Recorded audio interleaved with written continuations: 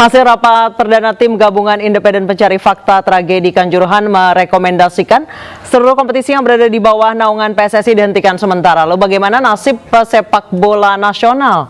Untuk membahasnya telah bergabung bersama kami di studio Akmal Marhali, anggota TGIPF tragedi Kanjuruhan. Dan nanti juga akan bergabung bersama kami Umuh Muhtar, komisaris Persib Bandung. Selamat petang, Mas Akmal. Baik, mungkin boleh dipakai dulu, Mas Akmal, tadi agak terburu-buru ya Mas Akmal masuk studio. Baik. Oke, Mas Akmal, rapat tadi malam, bahas apa saja? Yang pertama, perkenalan ya. Perkenalan 13 anggota tim pencari fakta, dan semuanya hadir walaupun 2 diantaranya hadir via virtual karena sedang berada di Malaysia, Kurniawan Dwilianto dan Nugroho Setiawan sedang berada di Timika, Papua. Yang kedua adalah kita langsung action, mengambil langkah-langkah yang harus dilakukan. Salah satunya adalah bahwa segera kita mengumpulkan data-data, fakta-fakta, baik itu yang primer, sekunder, tersier, semuanya kita gabungkan untuk kita jadikan resolusi yang akan kita buat bersama-sama. Yang ketiga yang paling penting adalah bahwa tim pencari fakta saat ini tidak boleh sama dengan yang sebelum-sebelumnya, karena pesan ini penting disampaikan dan payung hukumnya kuat karena ini diputuskan lewat sebuah kepres. Jadi secara derajat sangat tinggi sekali. Karena itu jangan sampai kemudian tidak menghasilkan apa-apa. Hanya menyelesaikan masalah di permukaan tapi tidak masuk ke dalam akar masalahnya. Mas Akmal, kan ada tim juga yang dibentuk pencarian fakta tragedi Kanjuruhan ini yang dipimpin oleh Ketua PSSI. Betul. Sebenarnya ini berbeda jalurnya atau bagaimana? Jadi banyak ya, dari PSSI bikin tim pencari fakta, dari Kemenpora bikin tim pencari fakta, ada juga LPSK bikin tim pencari fakta, Kompolnas bikin tim pencari fakta, kemudian Arema juga, Aremania bikin tim pencari fakta, dan Komnas HAM juga bikin pencari fakta. Semakin banyak tim pencari fakta semakin bagus. Artinya ini kan akan terbuka luas-luasnya dan setransparan mungkin permasalahan yang terjadi di lapangan. Tapi tujuan dari semua ini harus diingat bersama-sama, bukan tujuannya adalah menghukum orang-orang yang bersalah seberat-beratnya, bukan. Tapi tujuan utama yang harus dilakukan adalah bagaimana ke depannya setelah kasus ini.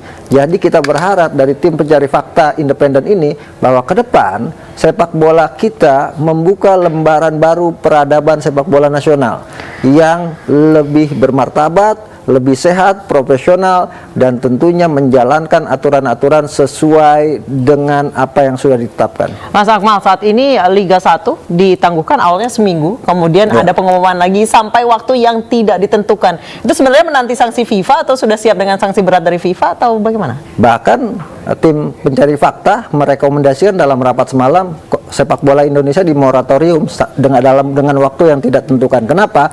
Karena kemarin dengar-dengar awalnya PSSI melihat bahwa kasus ini hanya Liga 1.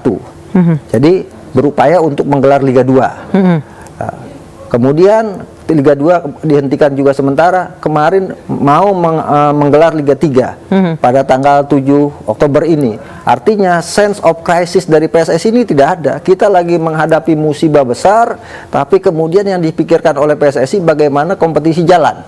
Gitu kan. Padahal jadi masih pikirannya cuan ya? Iya, padahal Liga 3 misalnya kasusnya itu bisa lebih besar dibanding Liga 2, Liga 1. Musim lalu misalnya kerusuhan hampir terjadi setiap daerah untuk Liga 3. Nah, karena itu lebih baik di moratorium terlebih dahulu biar semua introspeksi. Nah, moratorium ini kan tanpa batas waktu. Artinya bisa 10 tahun, bisa 5 tahun, bisa 1 tahun, bisa 6 bulan, bisa 1 bulan, bahkan bisa 1 hari. Tergantung bagaimana kita bersama-sama berkomitmen untuk membenahi sepak bola ini. Semakin cepat kita punya komitmen bareng-bareng, semakin bagus. Sebagai contoh, PSSI kita berharap menyiapkan apa sih masalah-masalah yang ada, terus problemnya apa, kemudian menyiapkan formula baru. Sebagai contoh misalnya, formula baru adalah formula sanksi terhadap tim yang melakukan pelanggaran. Karena misalnya hukuman cuma sekedar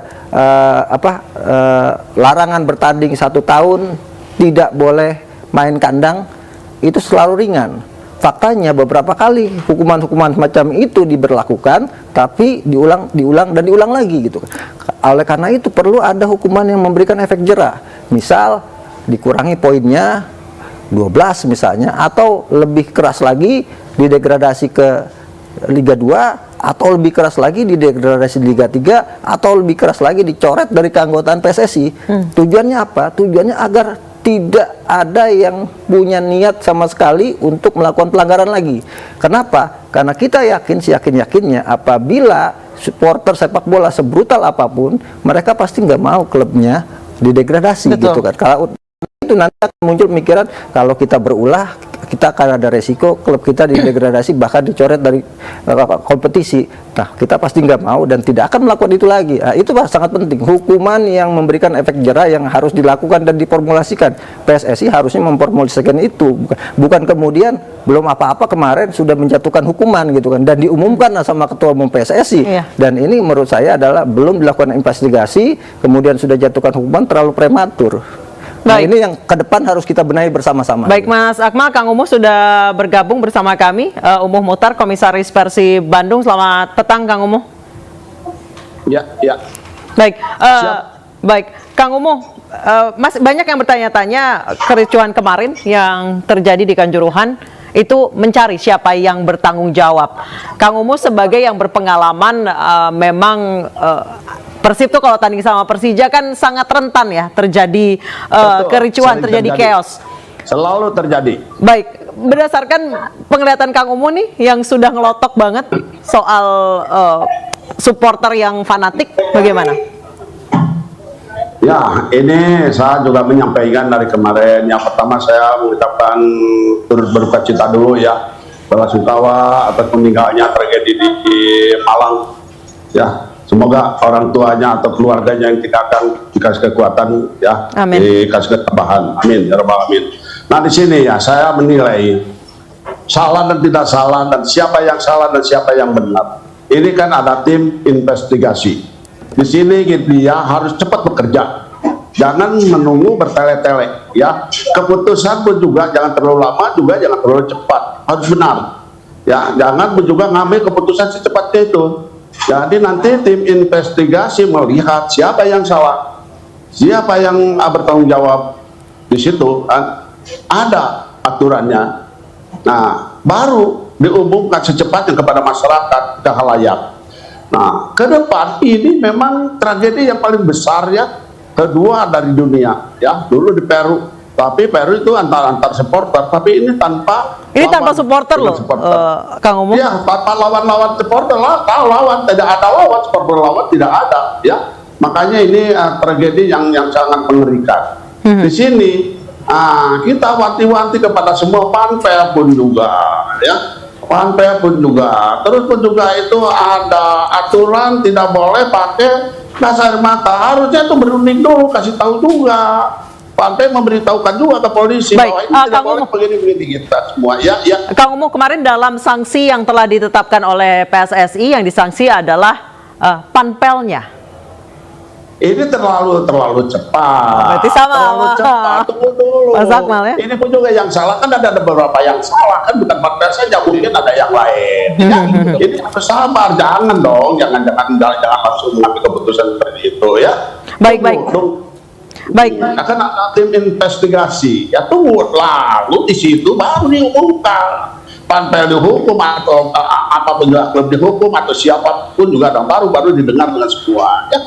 Baik, Kang Umuh, Mas Akmal, kita akan lanjutkan dialog usai jeda berikut. Tetap bersama kami di Newsroom.